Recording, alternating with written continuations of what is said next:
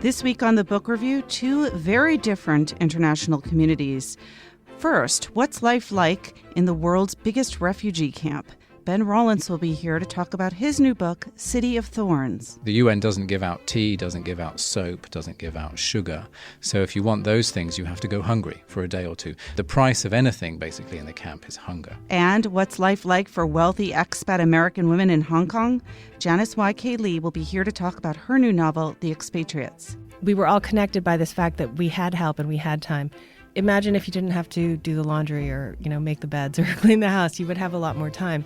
Alexandra Alter will give us an update from the literary world, and Greg Cowles has bestseller news. This is Inside the New York Times Book Review. I'm Pamela Paul.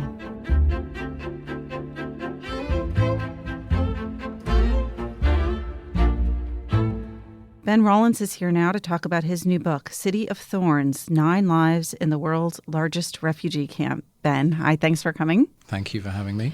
This is a portrait of 9 people who live in the largest refugee camp, which is located where? In Kenya, about 70 miles from the border with Somalia, and the camp is mostly home to people from Somalia who have fled the civil war there that's been going on for nearly 25 years now. So when was the camp founded? In 1991, about 90,000 people initially were housed in 3 camps of small towns of about 30,000 each.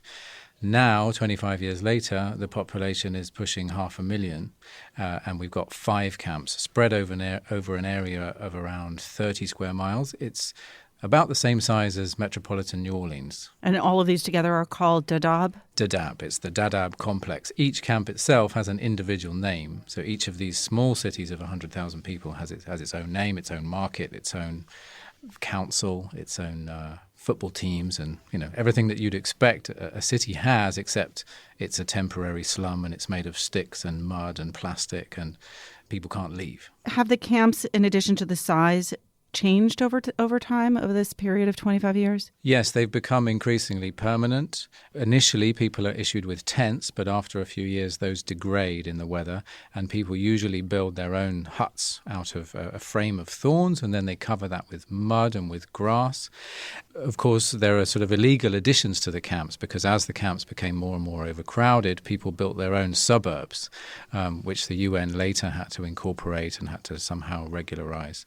So they're in flux kind of all the time. In terms of who's coming to those camps over the 25 years, has that changed? The majority of the people living in the camp are Somalis. The current population is a mixture of people whose parents came or even whose grandparents came. We're on to our 3rd generation now living in the camp. And then other people have arrived from Somalia as there have been successive waves of conflict in Somalia. And there are also some Ethiopians, a few people from Congo, from Rwanda, even from the genocide in 94, a lot of Sudanese. It's quite a cosmopolitan melting pot, and of course there are tensions associated with that. And so how do people get to this camp? And do people say, when people are fleeing, do they specifically try to get to this camp as opposed to... Well, there are 2 big camps in Kenya. Mm-hmm. There are also some camps in Ethiopia. The main character in the book, a young guy called Guled, comes here rather than anywhere else because that's the one he's heard of the most. And also he knows that there's a friend of his who lives there. So that's the place in his imagination that he can reach. And you said that there are now 3 generations of some families living here. What happens to people who are born in this camp? What is their citizenship? Can they leave? How does that work? Several characters in the book have children during the period that I was researching, and what happens is they're given a birth certificate which is from the Kenyan government, but it's stamped with a big red mark which says refugee. So they are in effect stateless. No country wants to resettle stateless people, so they're pretty much stuck. They will, unless something happens, probably spend their whole lives there. There's no growing up and leaving home. No. Firstly, people are living in very small compounds. It's very hard to get additional space.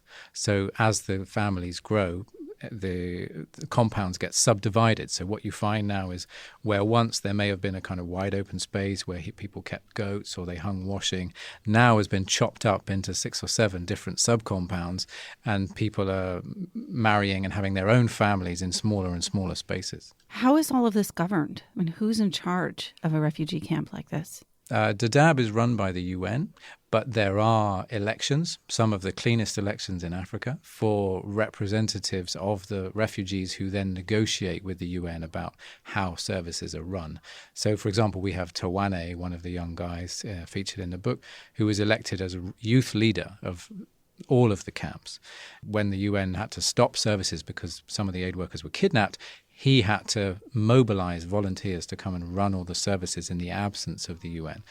Officially, the UN has to provide all these services, but there is a role for the refugees as well. And you first came into contact with these camps and your former job as working for Human Rights Watch. What is it that you were doing with Human Rights Watch at these camps? I worked for Human Rights Watch for about nearly 10 years as a researcher on Africa. I was looking at human rights abuses in Ethiopia and in Somalia, and the camps are the perfect place to find testimony about those issues because they are full of people who have suffered and who have fled. So we used to go to the camps regularly to interview new arrivals with fresh information about the war in Somalia. What struck me about the place was, A, that it existed, that this crazy kind of limbo city could exist. And secondly, was not just the sad stories that I was collecting professionally, but the day-to-day stories, the kind of things that are in the book that people always ask me about Dadaab is, well, how does it work? Right. How do they eat? What do they do for fun? What do they, how do they get any money? There are no banks, so, people bury their cash in the ground. It was these. And where is that money from? I mean, what state? Yes, and if you want money in Dadaab and you can't work, the only thing you can do is you collect your food rations and then you sell some. So it's a kind of barter system? So you can barter food for other things, like the UN doesn't give out tea, doesn't give out soap, doesn't give out sugar. So if you want those things, you have to go hungry for a day or two. Some people go hungry for 2 or 3 years to save up the capital so they can start a business so that they can improve their lives. But the price of anything basically in the camp is hunger. But you've mentioned that people are coming from Ethiopia, they're coming from Somalia. I imagine there's all different tribes, there are different religions. Is there conflict within the camp? There is. And one of the main stories in the book is between a young Somali woman called Muna and a young lost boy from Sudan called Monday, who fall in love. And of course, in Somalia, they would never have met. Muna would never have met this guy. But here in the camp, in this melting pot, they have a relationship, they have a child. And Muna's family waged this campaign to try and kidnap the infant and sacrifice it, basically, because they think it's a mutant. It's a child of this poisonous union between a Christian and a Muslim.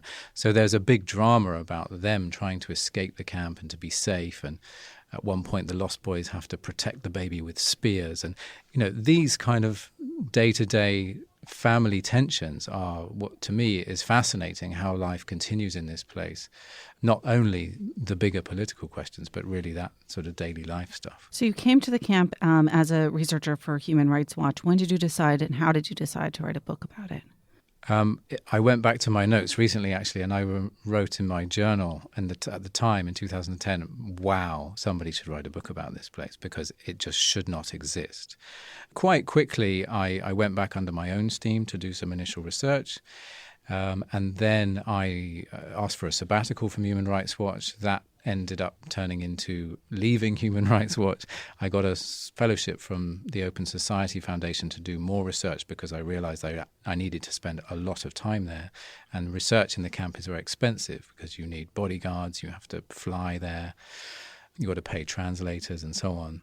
It became a labor of love, as these things do over the last sort of 4 or 5 years. Now, how does that work when you go and you're researching the camp and you're there? You're not staying in the camp. Well, I'm staying in the UN compound, which is surrounded by blast walls and barbed wire.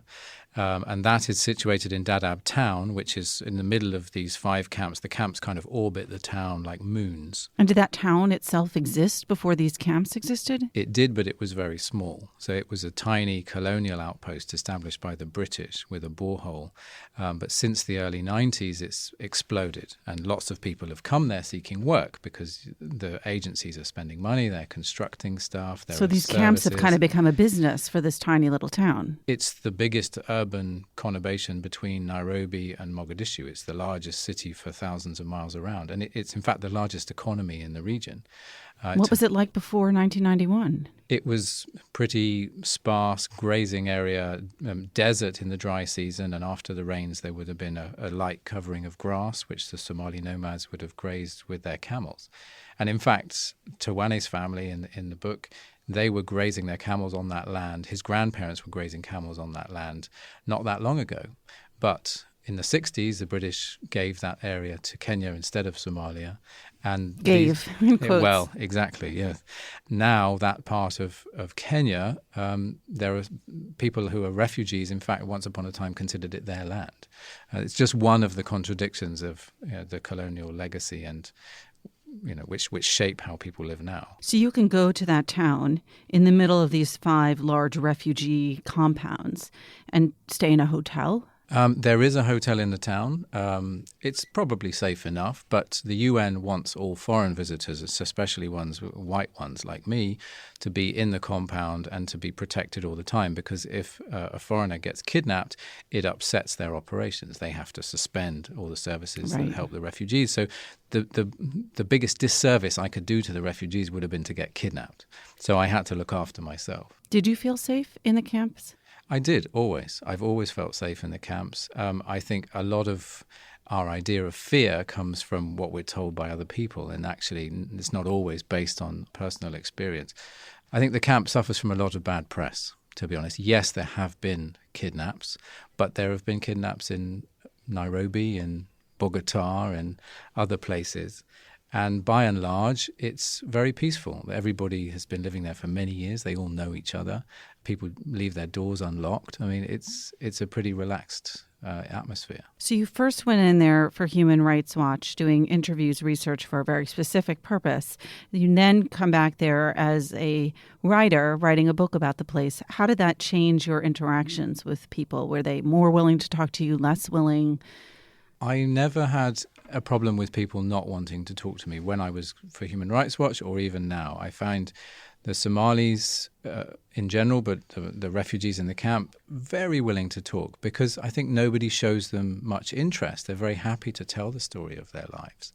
I found working in the UK, in fact, harder, where people are much more reticent to open up.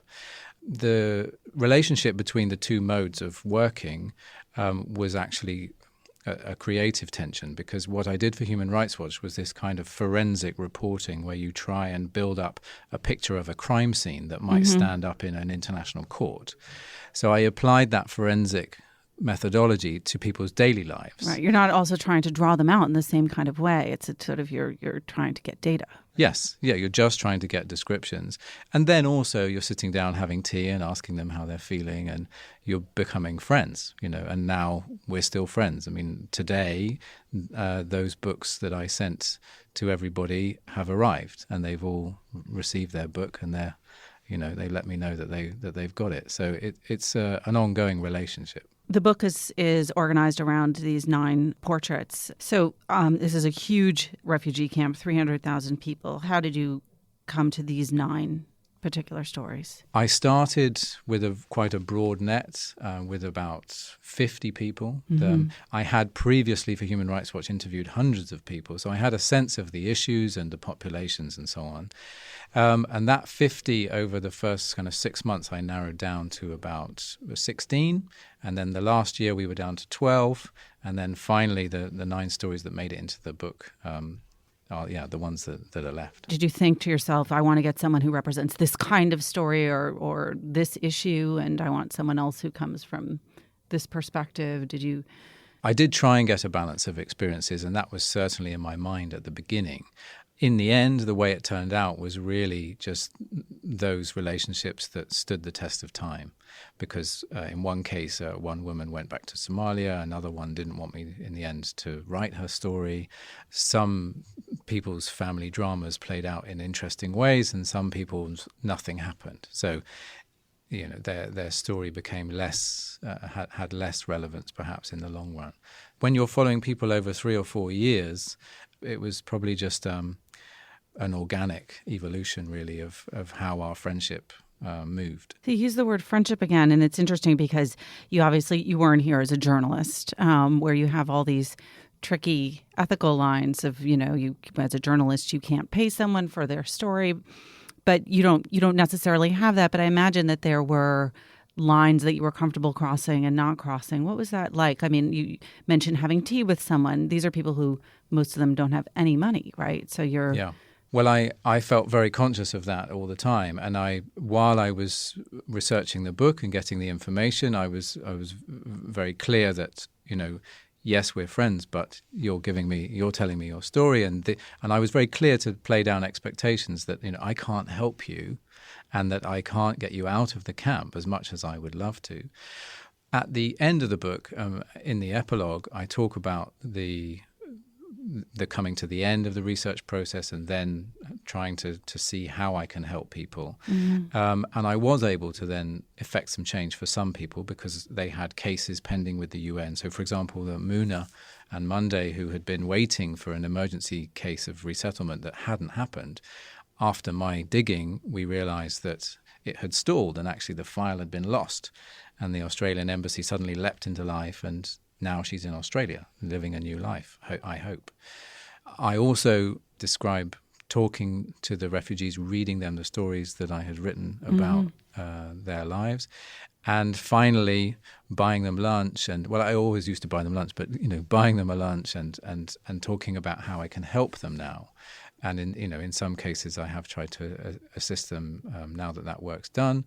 And hopefully, if the book does well, there might be other ways in which they can be assisted, or other people might want to come and help. It must be hard to end a book like this when you have become so involved in their lives. It is. I was just saying to my friend, I never cried during the research process, despite all these very heartbreaking stories. But I did cry 2 weeks ago when I had to dedicate each copy of the book to each of the people who were mentioned in it.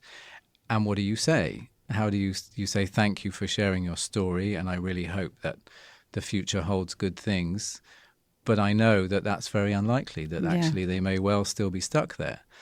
So that for me was actually the most heartbreaking moment. Well, it's a book with a lot of emotion in it. The title again is City of Thorns, 9 Lives in the World's Largest Refugee Camp by Ben Rawlence. Ben, thank you so much for being here.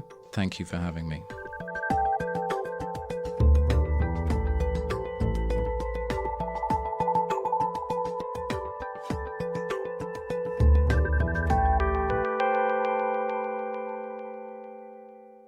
Alexandra Alter joins us now with news from the literary world. Hi, Alexandra. Hi, Pamela. So this week we get to talk about movies, too? Yes, we're expanding the whole podcast. It's going to be movies and books. No, I'm just kidding. So yesterday, on Thursday, the Oscar nominations were announced, and it's a huge year for book adaptations. 5 of the 8 Oscar nominees for Best Picture are book adaptations, and 4 of those are based on novels, which is even more unusual. In a more typical year, there's just a couple of adaptations usually up for Oscars, and they're often the kind of based on a true story type movies rather than adaptations of literary fiction. And the strong showing for book adaptations carried over into other categories like Best Actor and Actress, where nominations went to The Danish Girl, which is based on a novel by David Ebershoff, and Carol, which is based on a Patricia Highsmith novel. And the really encouraging thing, apart from the fact that these movies got made in the first place and are getting recognition, is the kinds of books that are getting made into books. Great books, actually. So as people probably saw, among the nominations are Brooklyn by Colm Toibin, The Big Short by Michael Lewis, Room by Emma Donoghue, which is a really sort of chilling novel and a hard one to adapt, and The Martian by Andy Weir, and The Revenant, which is based on Michael Punke's 2002 novel about a frontiersman. That actually picked up 12 nominations. Wow. Well, I'm going to have to part ways with you on The Martian, but you liked that, didn't you? I loved it. You did. I couldn't get and through it. And I love the book. There's so much crazy I love the science movie. in it. I love the movie, let me say. Oh, okay. I hated the book. Oh, okay. I think the book is a little bit polarizing, but if you want to learn how many potatoes you need to survive for 3 years, it's a good book to read. In any case, I think, this is going to be really encouraging for publishers who have been complaining for the last few years that Hollywood had forgotten all about them. They were focused on these big kind of comic book franchises. And if they did make movies based on books, it was always the big fantasy series like the Hunger Games books that obviously that helps sales, but they don't really need the recognition the way these little literary novels do. And for a while, it seemed like, novelists had also given up on Hollywood, and they were all going to HBO and occasionally to streaming services to get their adaptations made. So this could signal Hollywood's reignited interest in literary novels as source material. I feel like there's, all movie people secretly want to write books, and all book people secretly want to have their books made into movies. Absolutely, yeah. Or maybe not so secretly. No, there's a lot of exchange happening now. You're seeing screenwriters writing novels and novelists writing screenplays, of course. And is this the most number of adaptations among the Best Picture nominees? That's a good question. It's only been a few years since they expanded the nominations. So it's a cheaty question. Yeah, a little bit. But I would imagine, it's almost all of them. It's such a high number. And I think it'll be great for the authors and for publishers.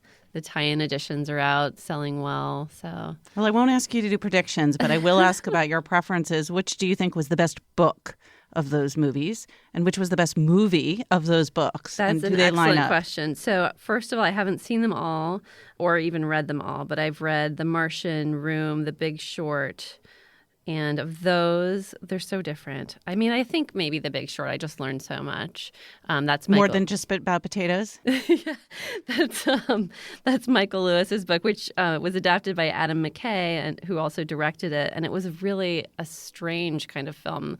It's got this kind of almost madcap quality. I loved it too. But you learn a lot about these complex financial instruments that caused the 2008 crisis. Well, that's what we go to the movies for. That's what I always go to for. And then I recently watched Brooklyn and loved that movie, but haven't read the book. So now I feel like I need to read the book. It's such a beautiful, quiet story. And again, an unusual choice to adapt. It's really just about one person, this woman from Ireland, who goes to Brooklyn in the 1950s. And it's, not a ton happens, but it's absolutely riveting. So I imagine the book must be similar.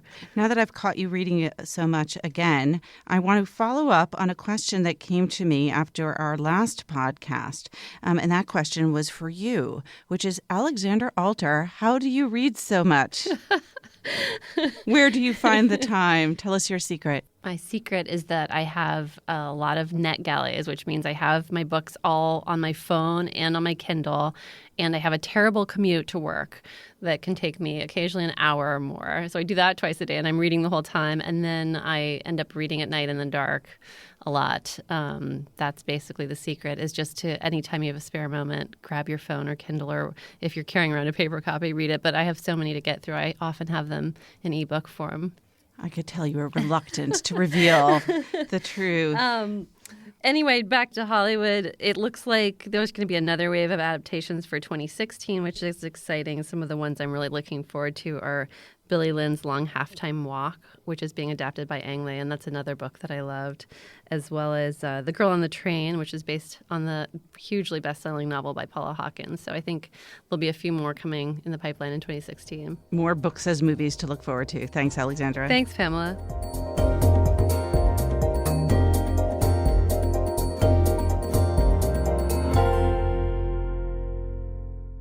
Janice Y.K. Lee joins us now to talk about her new novel, The Expatriates. Hi, Janice. Hi, how are you? Good. So this is a novel that takes place in Hong Kong, where you lived until recently. How long were you in Hong Kong? I moved in 2005, and I lived there for 10 years. 10 years and 2 novels. Yes, I started my novel in New York, and then I finished it to a novel and a half. The first one, The Yes. Piano Teacher. Right. What's The Expatriates about? It's about 3 very different American women who find themselves in Hong Kong, and they're living all sorts of very different lives, but the expat community is so small that they intersect and they affect each other in ways that you come to see in the book. Your first novel, also set in Hong Kong, was more of a historical novel. Did you know when you got there, I want to write about these people now, about this situation in Hong Kong now? No. So I had started The Piano Teacher when I lived in New York, and then I finished it when I was in Hong Kong. I started looking for what I was going to write next, and then it ended up that, I don't have a plot or an outline when I start my books. I just start from a character or an image. And I had this woman, and the woman started the book, and I didn't know where she lived or what she did or anything about her. And as she started to be revealed to me, it was apparent that she lived in Hong Kong, in the Hong Kong that I lived in. And very convenient. I know. Well, actually, I sort of didn't want that to be the case because I didn't want to write 2 novels in Hong Kong. I thought, I can go somewhere else, but I actually couldn't. But your first novel was also set in Hong Kong, and you began it in New York. You didn't move to Hong Kong to finish the novel set in Hong Kong. No, that was serendipitous. I moved to Hong Kong because my husband got transferred there.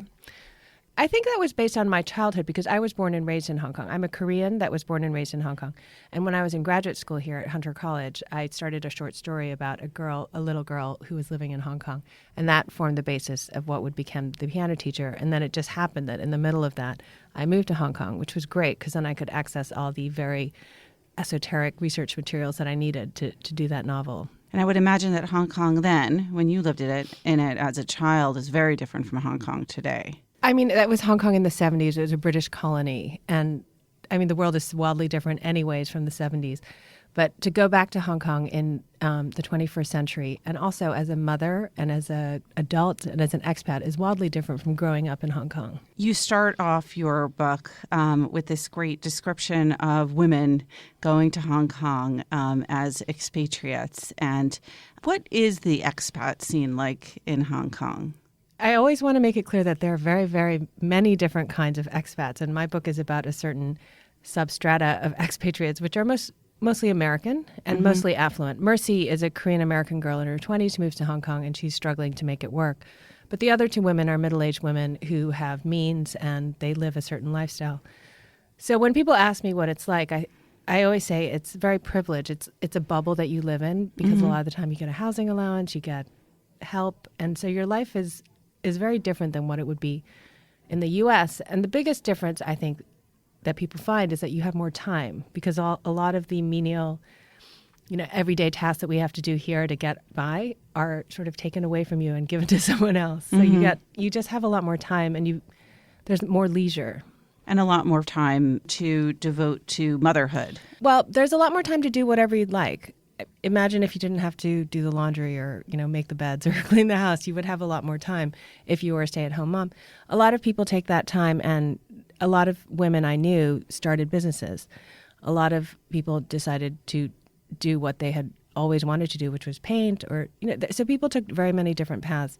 When I moved to Hong Kong, I joined a baby group and a book club, and they were extraordinarily accomplished women, most of whom had gone to Harvard Business School, and half of them were working very intensive jobs, which required a lot of travel, and half of them weren't. But everyone sort of got together, and we were all connected by this fact that we had help and we had time, and everyone chose what they were going to do at that time. Tell us a little bit about the 3 expats characters, the main characters in this book. You mentioned Mercy, who's a young Korean-American woman. Right. What's her story? She believes that she's been dogged by bad luck because of her fortune or something that a fortune teller told her mother when she was younger. She's very clever and went to Columbia, but she's never quite made it work. And so she goes to Hong Kong to see if she can make a new start. And then, of course, something terrible happens. She meets another woman, Margaret, who has 3 children, who's sort of a typical trailing spouse expat, whose husband has a job that brought their family there. And then on a whim, Margaret hires Mercy to be their nanny, and then she loses one of her children while they're on a trip. So they're connected in that way. And then another woman is Hillary, who is part of a childless couple in Hong Kong. They've been trying to have children.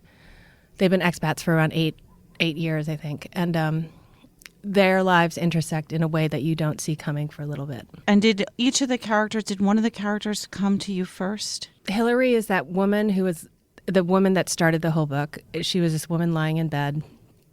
She didn't want to get up. She had a dinner party. She needed to get up.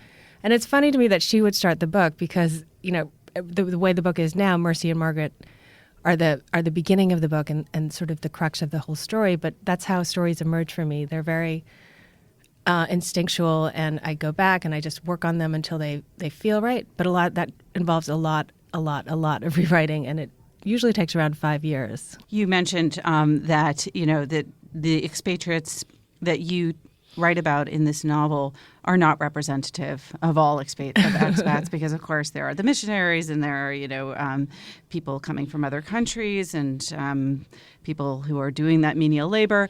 But You do call the book The Expatriates. Was there something that you wanted to capture about the expat experience in the stories of these women? I think that the term expatriate can seem quite glamorous, and people view it as, oh, you're going to live in another country, and then you get to be someone who's not yourself for a limited period of time and come back. So I just thought I like the term expatriate because it just confers a certain aura around that experience. I always compare being an expat to going to college. You are there for a limited time, and that really informs your experience. And in that way, it can be very intense because you're there for a limited period of time. And it's a bubble, right? Yeah, you form very intense bonds with the people. I mean, you become very, very good friends with the people that you're there with, and it's very formative because you're older, but you're doing things for the first time. You don't know how to get a driver's license. You don't know how to do a lot of things, and you're there with your year. I like to say you become friends with people who arrive the same time you do a lot of the time because you're on that same learning curve. It's just a very intense and bonding experience. What's it like coming back to New York after those 10 years? Nobody bonds here. Everyone's so busy. I feel We're too busy to bond. In Hong Kong, it was really remarkable because you could really call up anyone and be like, do you want to have dinner? Or, let's meet for a drink. Or you could have 3 or 4 or 10 people show up just because we had so much more time. And I used to think my friends who are New Yorkers, they were so busy and they never had time to see me. They said, oh, maybe I'll see you for a coffee at 10:15 to 10:45. And I thought they were crazy. And now I've become that person. I have no time. You're just as crazy. I know. Did you think about the legacy of novels about Americans abroad? Obviously, there's Henry James, and there's just a whole tradition of that. Were you conscious of that while writing your book, of sort of being part of that? I'm such a subconscious/unconscious writer, but I've read so much, and I particularly love novels of colonial India. So I think that informs your writing very subconsciously, but I wasn't trying to channel anyone in particular. You mentioned that the character came to you before the place, but did you know that the character was going to be outside of the U.S. or not? I had no, I thought she might be in New York. So for your next novel, do you have a character or place at this point? Right now, I'm just working on a short story, and it's about 3 couples having dinner at a dinner party in the suburbs. And I don't know where those suburbs are, but I think it's in America. Somewhere where they have time to do those things. Not New York. Right, exactly. All right, Janice, thank you so much. Thanks, Pamela. The book again is The Expatriates, the new novel by Janice Y.K. Lee, whose previous novel was The Piano Teacher.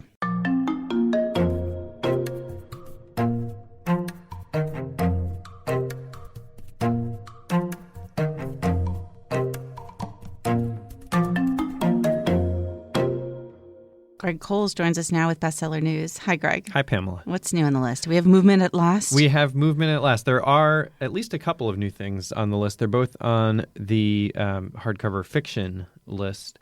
Starting down at number 11, Chris Bojalian returns to the list with his new novel, The Guest Room.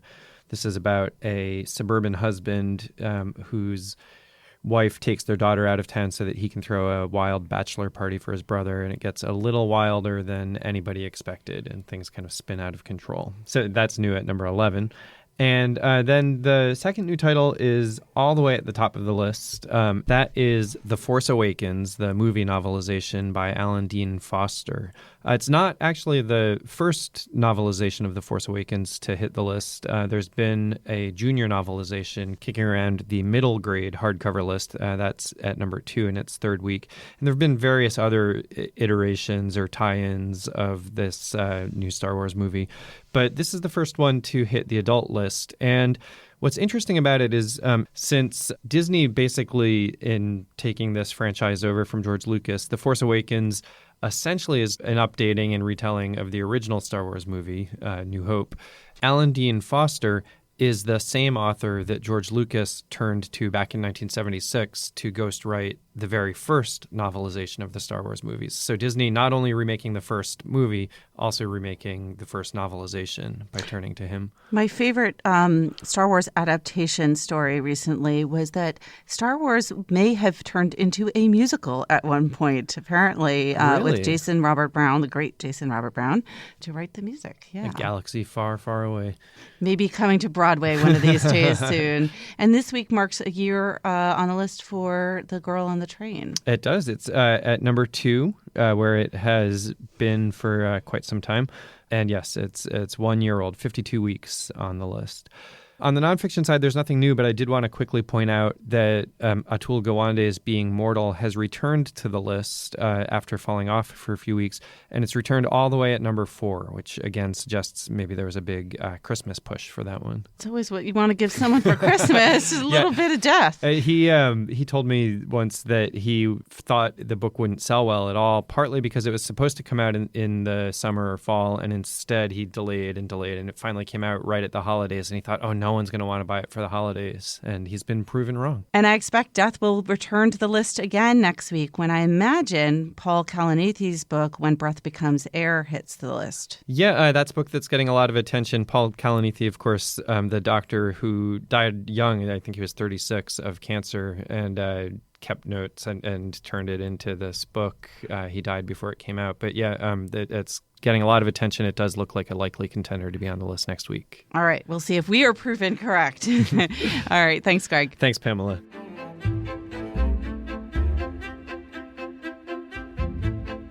Remember, there's more at nytimes.com/books. Our producer is Jocelyn Gonzalez, and you can always write to us at books@nytimes.com. Thanks for listening. For the New York Times, I'm Pamela Paul.